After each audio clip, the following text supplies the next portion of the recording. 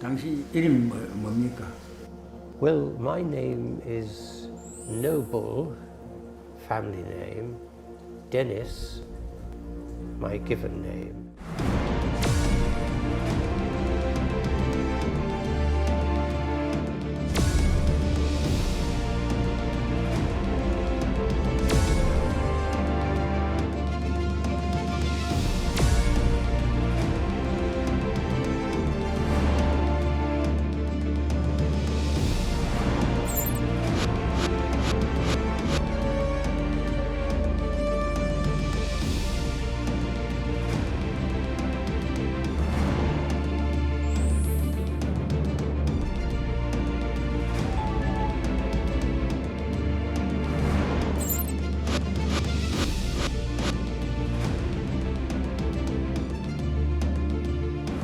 Why life is so painful?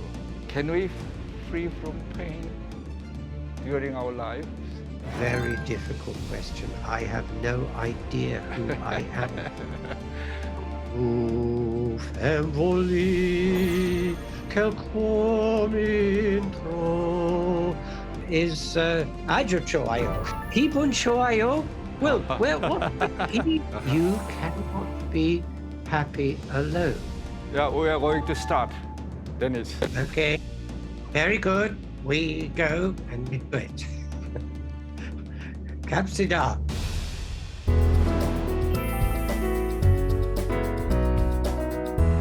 Hello, Dennis. Annyeonghaseyo. I am delighted to be able to talk to you, Young, and to be invited to talk to the viewers of this prestigious Korean television program. I feel it's a great honor, and I hope we can interest the viewers in what our experience was. Okay. Dennis, how have you been? Well, as you know, you and I have been friends for over 40 years, and I'm nearly 85 now. Yeah. Yet, I am still in great health doing this and that and the other. Very good, very good. So that's all very good. So the simple answer is agiochoio. Yeah, I think you look very healthy. Young. And health isn't just what we experience physically, after all. And particularly as a university professor, having the privilege of meeting young people all the time in lectures, seminars, tutorials, working with me in research, that's what keeps you young.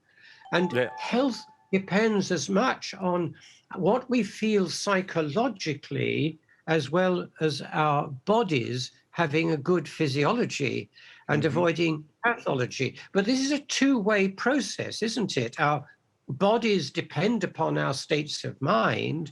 And Korean people actually express this rather beautifully. Hibun choayo.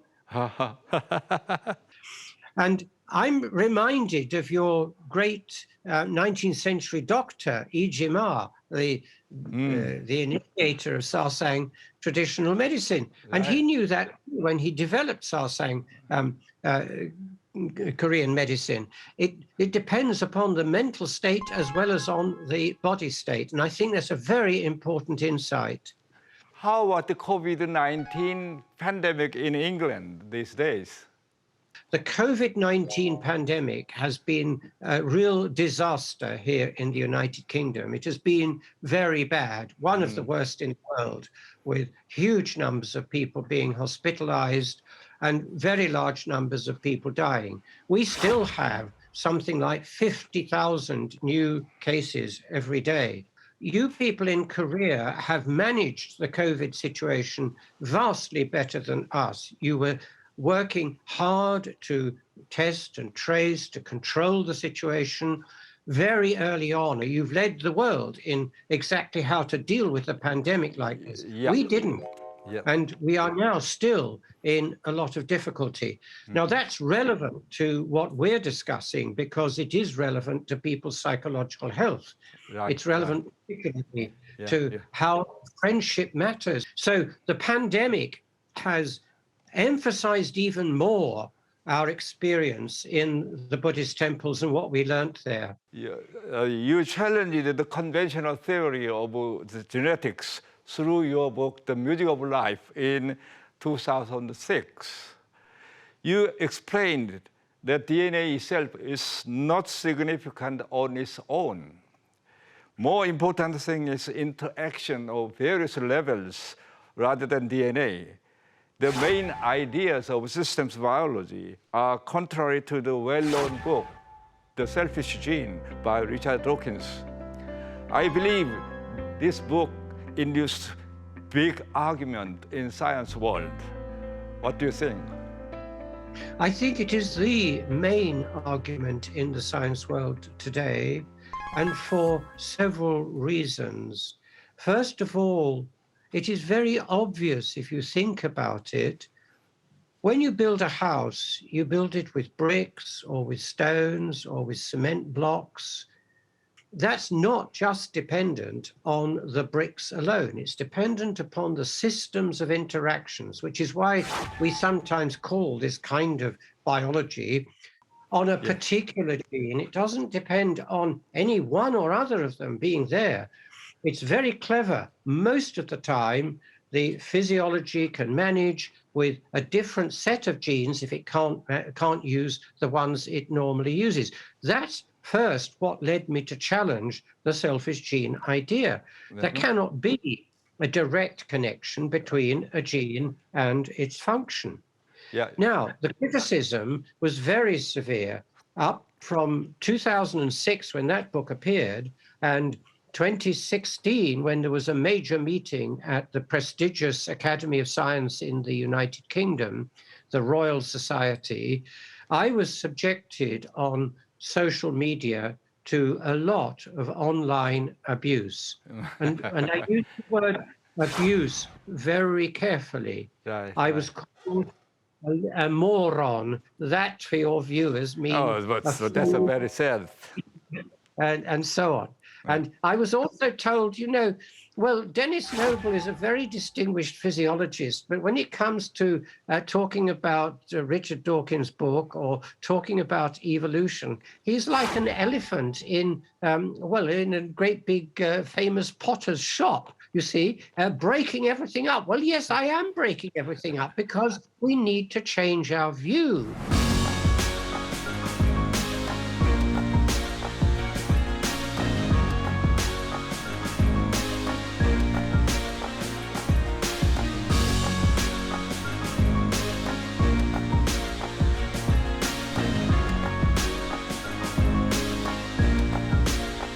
Actually, you and Richard Dawkins are scientifically quite a different side, but you and Richard are very strong ties, very close friendship. In fact, was his examiner 50 odd years ago for his doctoral thesis, because he was using mathematics in his study of the birds. I was brought in to be an examiner because I was well known to be mathematically inclined. Now, ever since then, although we fundamentally disagree, and we state in print on the nature of biology, we respect each other. I think his writing is superb. It's extremely convincing. And his debating skills in public, also very good. You can be friends with people even you strongly disagree with them. I've disagreed with many of our politicians, but I can still be friends in a personal sense. That's what's important. Yeah. That's not easy things, but anyway, you are and Richard are good friend. So now let's move to the Buddhism story. Yes. You have been interested in Buddhism for more than 2 decades. You especially say the systems biology and the Buddhist idea have many similarities. Actually, although it sounds complicated when people first raise the idea of no self, conditioned arising, those are the English words we use. You've got the Hansha for them. Actually, it's very simple. First of all, everything is interrelated. If you took my brain out and you disconnected it from my eyes, it would not see. If you disconnected it from my ears, it would not hear. If you disconnected it from my nose, it would not smell. If you disconnected it from the rest of the body, it would not feel, it would not touch. Then the question is, where is the self? Well, obviously, with the brain isolated, there is no self left. That's why I think it's so close to the no self concept of Buddhism. You cannot be happy alone. You need the interaction. So part of your mind is out there in the social life that you have.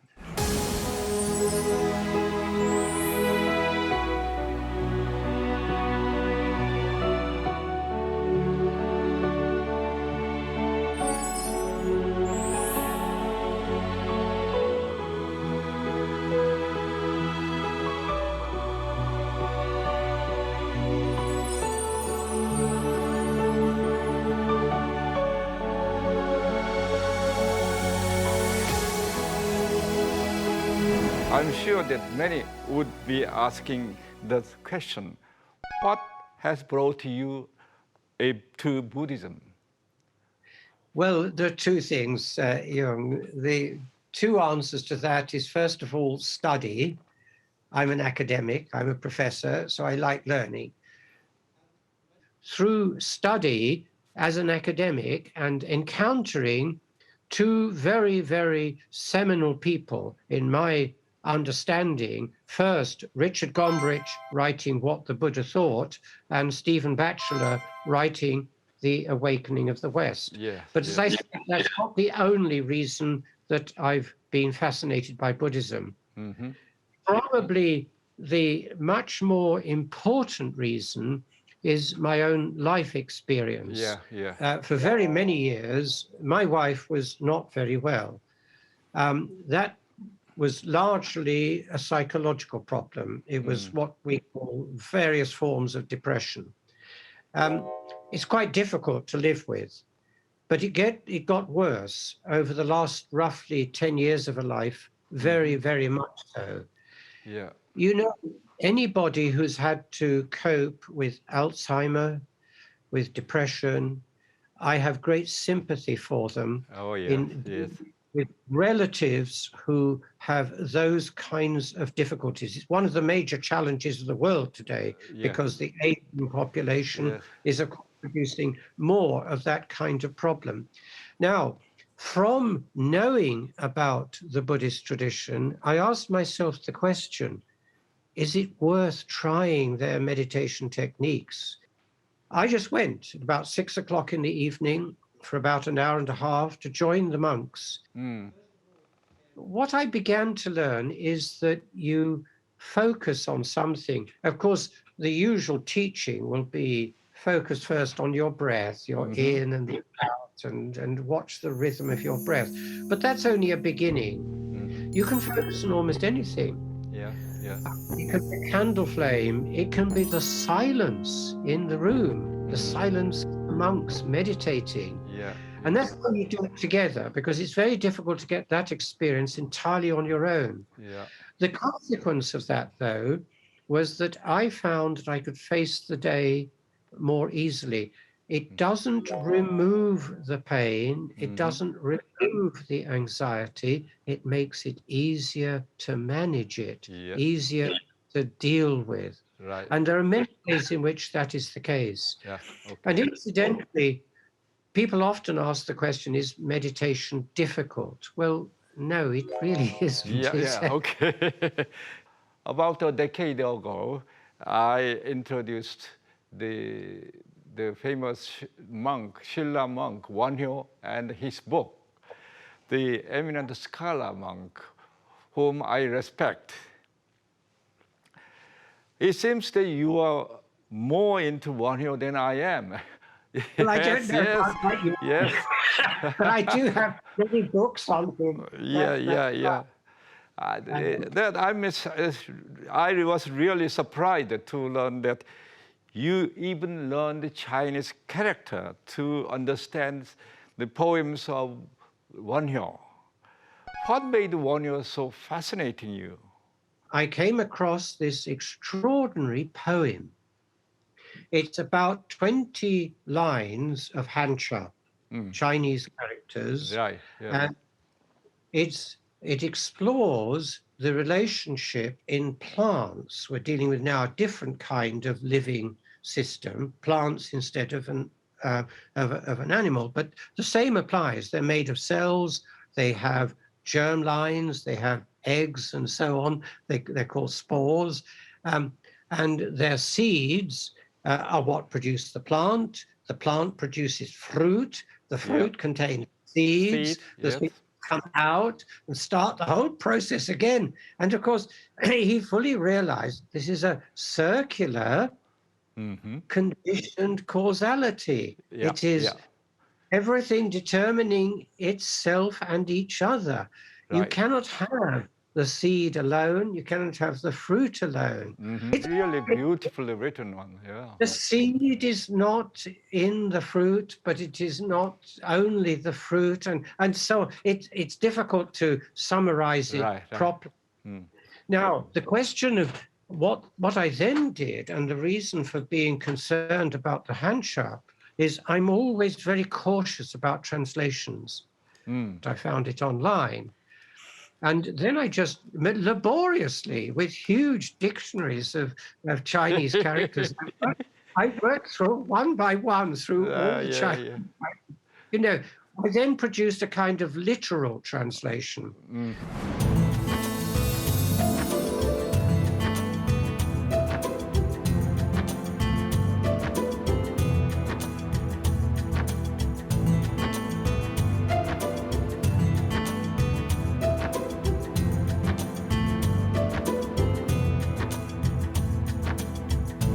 Let's go back to 2 years, the grand tour.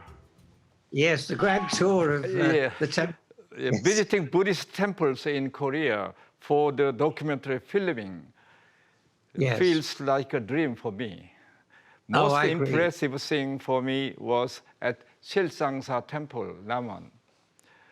That they live together in a community through their everyday life rather than being confined by the boundaries of the religion. What's your impression at Silsang Temple?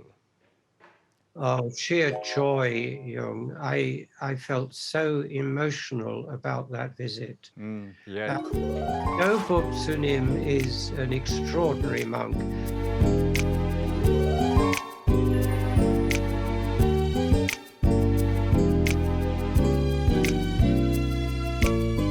But the problem I had was, would I find these people very philosophical, very remote, not really concerned with the problems of everyday life? That, incidentally, is a criticism that some people make of Buddhism. But that's not what we found.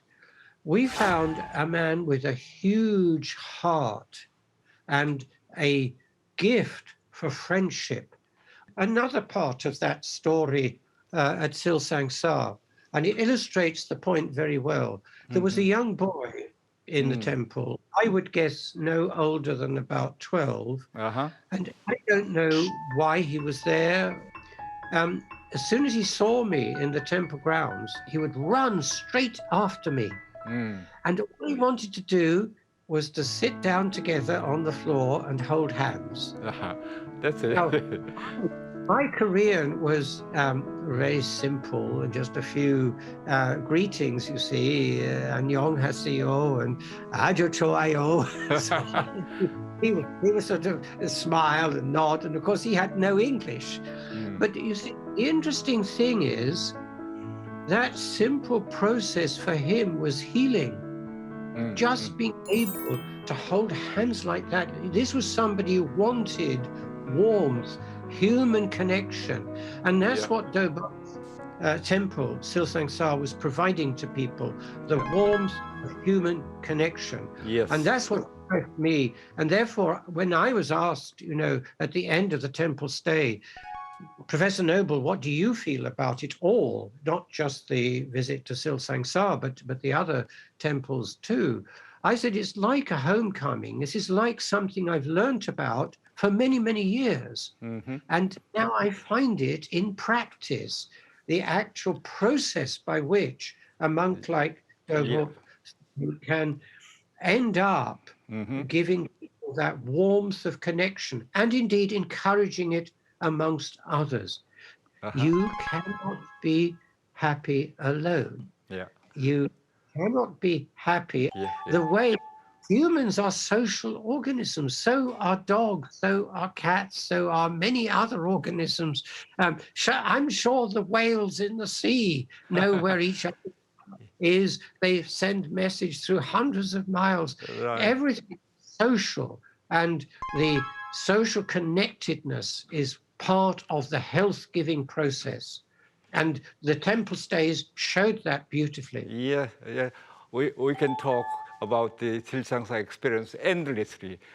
I think we could. There was a time limit. So what exactly. are other temples, very impressive experience during the temple stay? Well, one of them for me, Jung, was the extraordinary experience of meeting Zhongguan Sunim. Oh, yes. Zhongguan, of course, is very famous even in the West. She has appeared on Chef's Table in New York. She's extremely famous for the fact that she is such a good vegetarian cook. And indeed, we had the pleasure of going to the forest where she kept her vegetable garden and being taught how to pull the leaves of plants without killing the plant, harvesting what we needed for a lunch together, and watched her, of course, proceed to do her cooking in the temple itself. Oh, yes, yes. Most impressive to you must be. Absolutely. These very nice round mushrooms that were first fried lightly in perilla oil. Yes, you can't get perilla oil easily in the West, so many people use sesame oil, but it's a bit more powerful. Perilla oil is more gentle. Right. And then what she did after frying the mushrooms, she would take some barley malt and spoon it over the mushrooms. Yes. It was absolutely stunning. I now cook mushrooms that way. Yes, I know.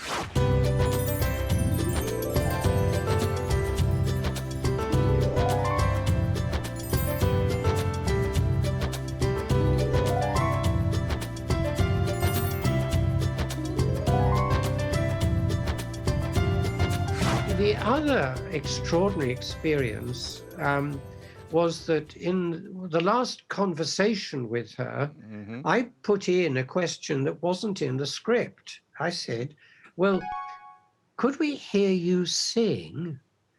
And I remember looking, she was semi-smiling, but also looking very doubtful about this. So to encourage her, I sang a line of one of the oldest poems in the West, a great poem of the troubadours in the south of France. Can you sing a song for us?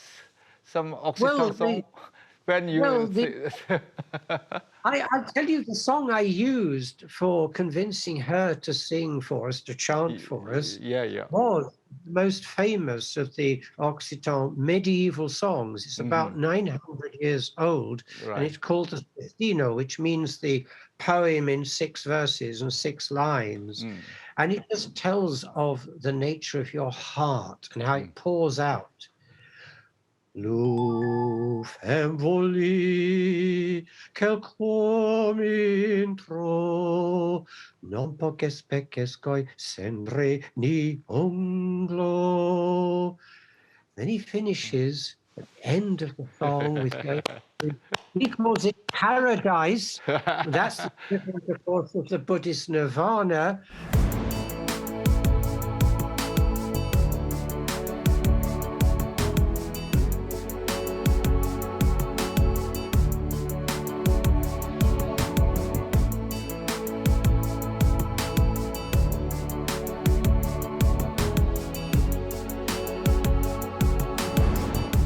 Buddhism, unexpected pain is often compared to arrows. No one can avoid the first arrow, but those with enlightenment are able to avoid the second arrow. Why life is so painful? Can we free from pain during our lives? This is probably the deepest question, Jung, on this discussion. I don't think we can easily get rid of pain, but through meditation we can do something that is almost the same. We can make it less painful. The pain is still there, Yeah. but it gets to be very much more bearable. You can cope better with it. That's what I found in the Oxford temple founded by the Thai monk Dhammasamai. He and his monks are just like Dobup in Silsangsar, were giving out their insights into the benefits of meditation to people. Just a few years ago, I contracted a very difficult and serious systemic infection. Some bacteria had got through my skin very deeply, through, doesn't matter what that was. But they also told me, we are going to have to deal with this, with the damage to your hand, in 3 successive operations. Oh. Now, I then thought, well, can I do it? I think, I said to the surgeon, would you allow me to be awake while the operations happen? Professor Noble, do you know what that means? And he said, well, what are you going to do while we do this operation? Because it's long. I said, well, I'm going to meditate. So it's a very successful operation. Operation, he put a question to me. He said, look, you were meditating. What were you meditating on? Well, he got the point. You have to have a focus for your meditation. Yeah. I could see what you were doing, so I was meditating on you operating. Well, there's an English expression for that. It's a very famous, almost Cockney phrase, core blimey. You cannot really be serious. Yeah. You were. I said, well, you can meditate on anything. You see, what it does, of course, and this is I think, the real, if there is a secret to meditation, it is whatever you meditate on, whether you meditate with eyes closed or not, whether you watch a beautiful scene or not, whether you like music or not, whether you like somebody carefully talking in a soothing way or just complete silence. Whatever you're doing, you're letting the focusing on whatever it is you're focused on to enable you to put the pain and the problems of the world at a distance. They still exist, but you don't feel them so much. It's as though... But pain is still there. So yes. what's degree of pains? It's a feeling that if you were to rate the pain as, say, 9 out of 10 in a natural situation, it's as though it comes down to about 3 out of 10, which is a huge effect. So you have been meditating for a long time to control your mind, and you have greatly benefited from meditation. What is meditation to you?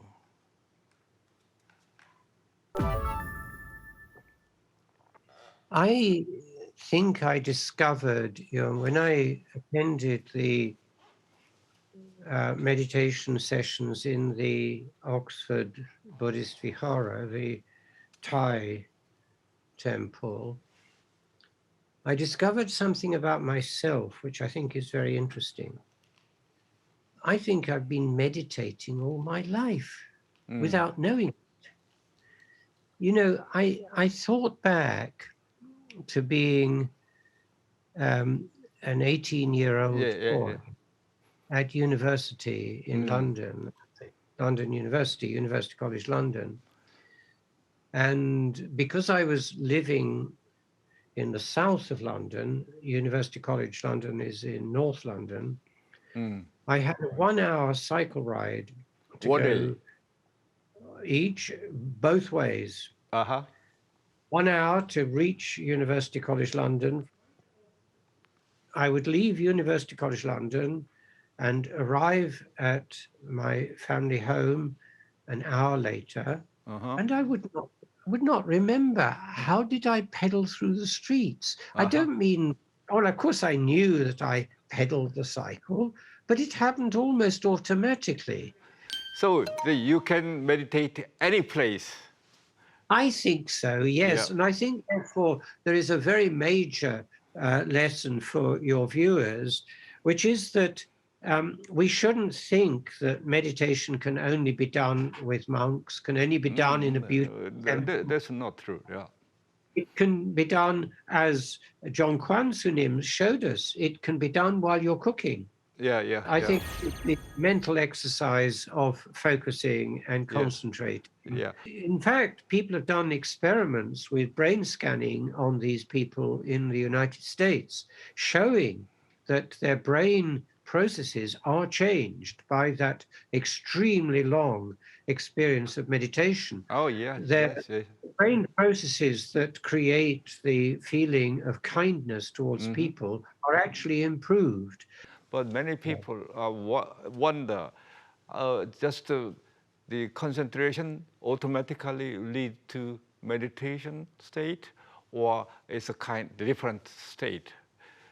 No, it's a different state, I think. It's a bit like the yin and the yang of something. Focusing and concentrating on one's work, for example, when you and I have a very difficult problem in science, we give all of our energy to trying to understand it. That is what I think that concentration is trying to do.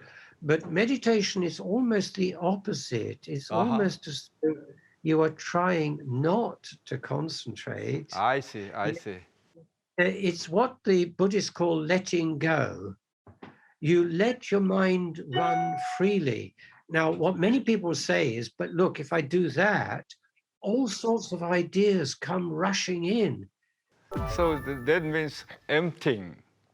Empty, letting your mind empty. Yeah. Now, the problem people have with that is, but look, then everything rushes in, you see, whether I treated my wife correctly, whether I did the right thing by my brother, and so on and so forth. It can take half an hour to get to the point where you begin to feel, well, okay, that's not me anymore. That's out there. And that's what you're aiming for. You're aiming for what we were taught in one of the meditation sessions during the temple tour was essentially that. The monk explaining, let go was actually roughly what he was saying.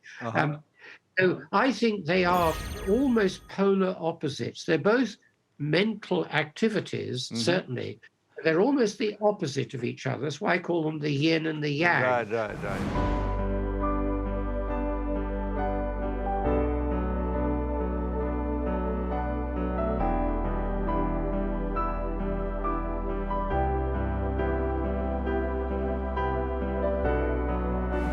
People try to divide into friend and enemy. But in Buddhism, the question, who am I, is the answer with no self. If so, how can we find out true self? Maybe it is a difficult question. Well, that is what I told the head of the Choge order at the beginning of our visit, because he asked me the question, you see. First of all, what is your name? So I decided I would use the Korean order. Well, my name is, first of all, Noble, family name, Denis, given name.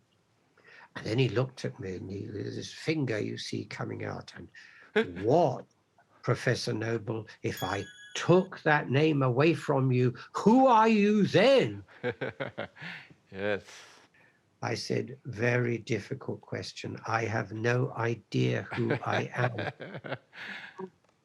But then he smiled, and the seriousness suddenly melted into this lovely smile. And he said, you know, it's good to be the kind of person who knows that there are things that he does not know.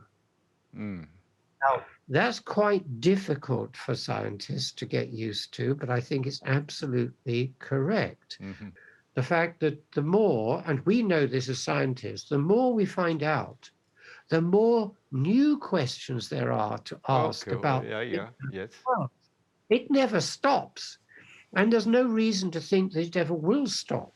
There won't be a complete understanding. What I think is the deepest thought in Buddhism is learn to live with that. Learn to live with the fact that there can never be absolute certainty. If you are hit with a poisoned arrow, get the arrow out, get the poison out. Don't worry about who sent it. That comes later. Now, I think this was his way also of explaining we don't need to worry about deep metaphysics. What might be beyond the world we can know is, and that's the thing to deal with. That's what will make people live better lives, not great metaphysical thinking. Now, I thought that was a very deep insight from the head monk of the Jogye order. Yeah. Well, there is an interesting Buddhist parable. Your favorite painting, Ten Ox Header, that describes the process for a cow searching inside. Who am I?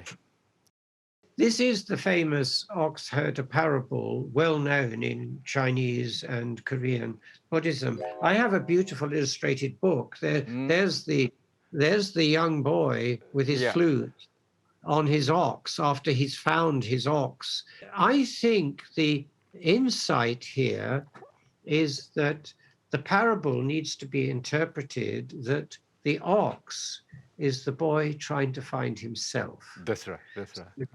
Of course, it's a parable about a boy who's lost his ox.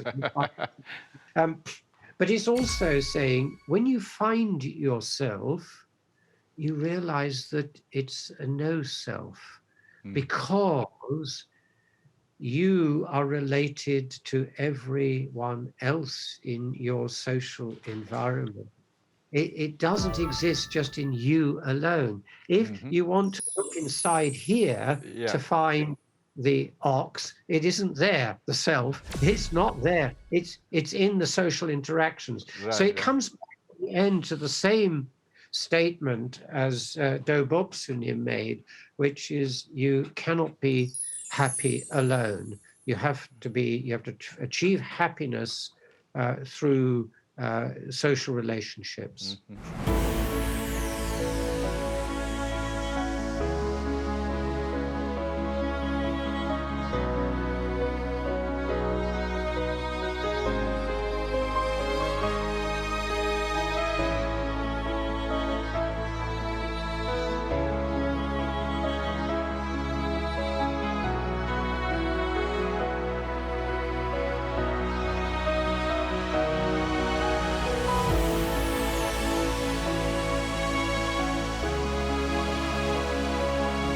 What values should we try to pursue, and what kind of life should we live in modern world? And our children are facing, I think, the biggest challenge humanity has ever faced. We will have to hope, first of all, that the world leaders can come to some degree of agreement on what needs to be done. And they need to do so with a sense of urgency, because we're on the wrong path at the moment with the uh, climate change occurring far too rapidly. Now, whether we can do that or not is going to be a very important question. Now, why is it relevant to our discussion? It's relevant for this reason. It's not just humans that can be selfish, it's countries that can be selfish. The rich nations of the earth will have to help the poor nations of the earth to do what's necessary, because it's going to cost money to switch towards gentler ways of treating the environment. And it means a huge shift of funding. Right. Some of us living in rich countries, and Korea now is amongst one of the most economic successful ones. It wasn't like that when you came 40 years ago, but it is now. That's right. That's right. I think the richest group of nations in the world are going to have to be generous to the poorer nations. You compare the situation, let's say Korea, with the situation in a country like Bangladesh, which is one of the poorest countries in the world. The only way in which we can control the pandemic is to make sure that everybody gets to be in a situation where the pandemic is reduced to being manageable. And the same will apply to dealing with climate change. We will have to become less selfish, less concerned for ourselves and our own country, more concerned about the world as a whole, because no man is an island. Again, it comes back to no man is happy alone. I hope we can be non-self enough, non-selfish enough to benefit the world as a whole.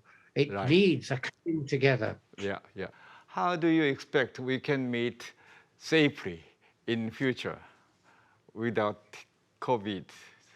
We probably will never have a world completely free of coronavirus. Right, right. We'll learn to live with it, I think.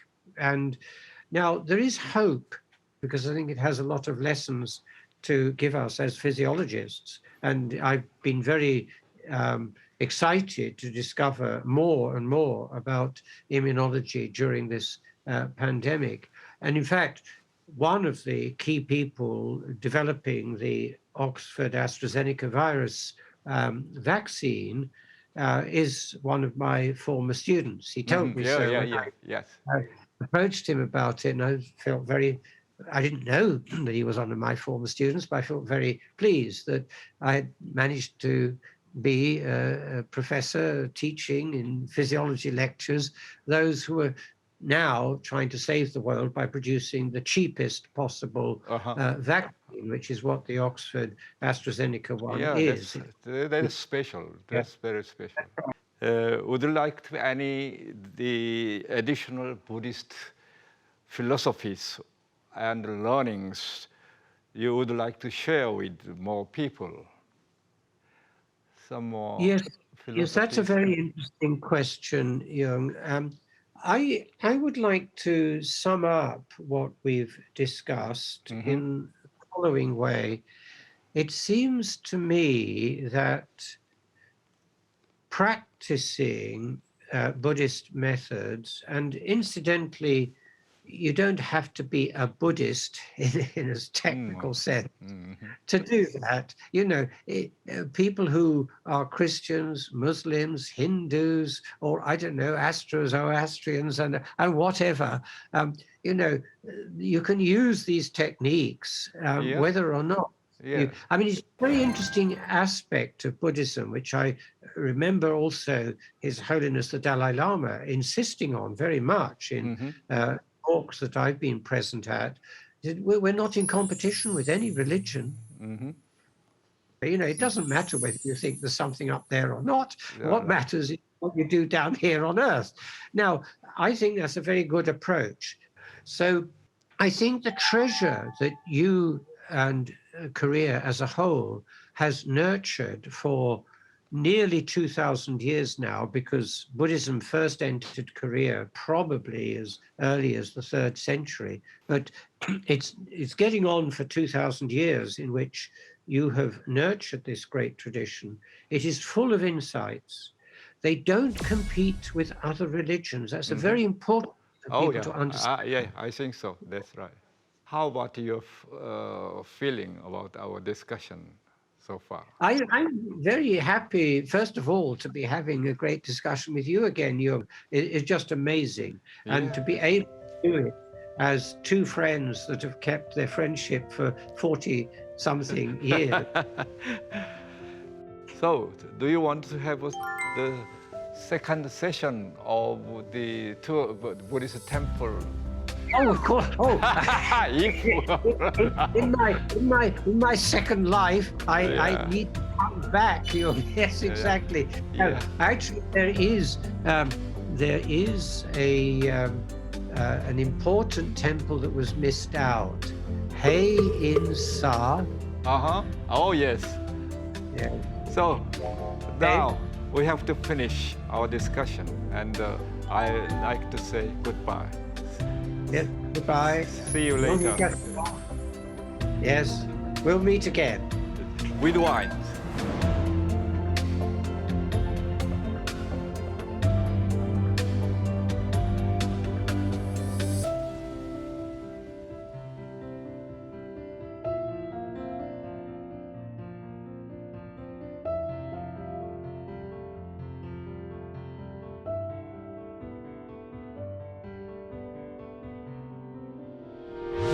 의견 있는 경제 채널 SBS 비즈